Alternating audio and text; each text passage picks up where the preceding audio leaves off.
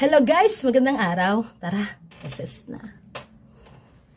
Kabataan, si Jesus ang kalakasan. Kabataan, si Jesus paglilingkuran. At para sa ating food for the soul, basahin natin 1 Timothy chapter 6 verse 12. Fight the good fight of faith. Lay hold on eternal life, whereunto thou art also called, and hast professed a good profession before many witnesses. Eternal. One of the Nike's earliest advertising campaigns was "There is no finish line." There is no finish line. At ito ay pinasimulan nila noong 1977.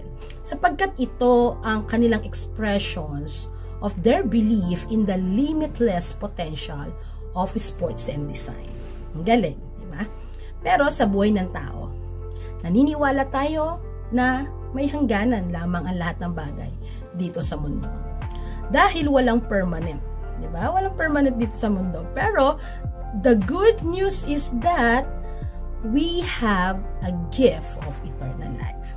We have a gift of eternal life. Meaning, sa mundo, physically, tayong lahat ay mamamatay na ang katawang ito ay manghihina. Diba? Mawawala ng buhay.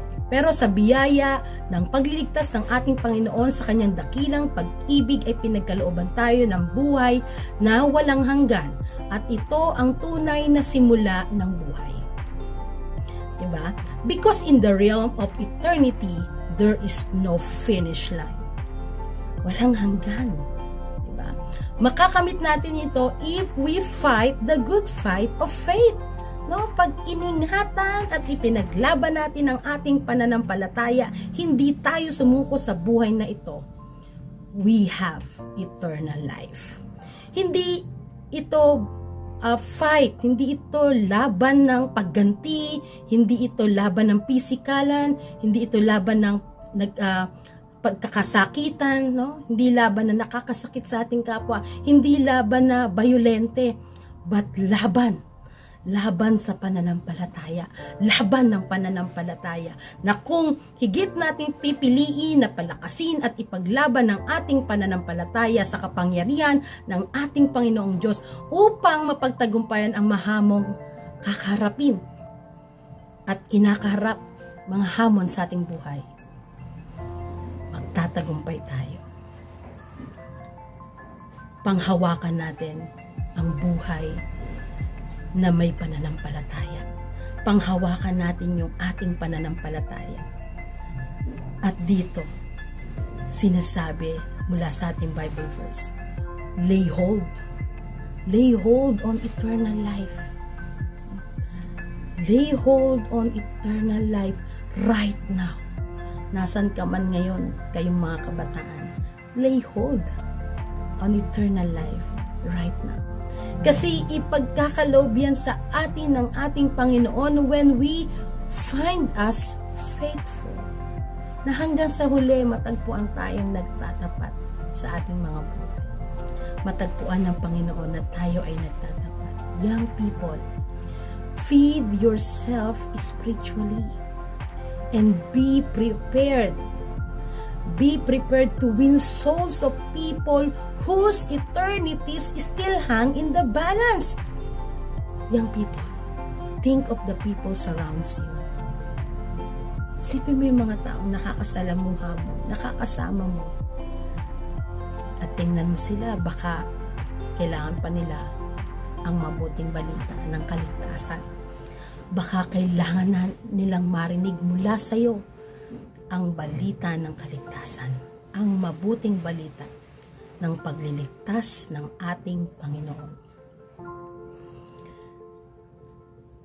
We are all in a race of life. Ito yung takbuhin natin sa ating buhay. It's a race that we can all win. Diba? Sa biyaya ng Diyos. If we will keep our focus on everlasting, again, fight the good fight. Fight the good faith.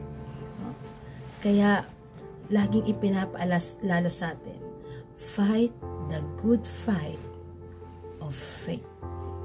Wala tayong ibang sandalan kundi ang ating Panginoon. Wala tayong ibang panghahawakan kundi ang salita ng ating Panginoon at ang ating pananampalataya. Tayo manalangin. O Diyos na makapangyarihan sa lahat, sa oras po na ito, buong puso ko pong ipinapanalangin sa inyong mga kabataan. Palakasin niyo po ang kanilang pananampalataya. Piliin nila ang inaalok mong kaligtasan. Tanggapin nila ang kaloob mong pagliligtas. Pagpalain ng mga kabataan sa kanilang mga struggles, sa kanilang mga problema, sa kanilang mga kinakaharap ng mga mahamong sitwasyon. Ito man po ay sa pamilya, sa kanilang mga kaibigan, sa kanilang pansariling aspeto, maging sa kanilang pamayanan. O Diyos, mahayag sa kanila ang inyong kapangyarihan, mahayag sa kanila ang inyong pangunguna. Lead the young people of today's generation. Empower their faith, empower them, their leadership, their lives, their ministry, their desire. O Lord, palakasin niyo po ang buhay ng mga buhay at pananampalataya ng mga kabataang ito sa lahat ng kanilang desisyon. Let their eyes be focused on your name, your glory. Let your name be honored and glorified. Maraming salamat sa buhay ng mga kabataan na nagagamit ang kanilang mga kakayahan, ang kanilang mga potential. Ngunit wag po silang panghinaan ng loob, kundi sa inyong pag-ibig, lumakas sila at maging pagpapala. Maraming salamat po at patuloy na gamitin ang mga kabataan ito. Sa iyo namin ipinagkakatiwala ang kanilang buhay, ang kanilang ministeryo, ang kanilang mga hangarin at mga pangarap, gayon din ang mga panalangin ng kanilang mga puso. Kaya samahan sila palagi, maging kanilang pamilya, at sa lahat ng pagkakataon ay lagi silang lumapit sa inyo at magtiwala. Ito po ang aming panalangin sa tanging pangalan lamang ni Jesus. Amen and amen. Young people, nawa ay naging blessing sa inyo ang ating devotion ngayon at sama-sama tayo tuwing Friday ng hapon na mag-recess. God bless everyone.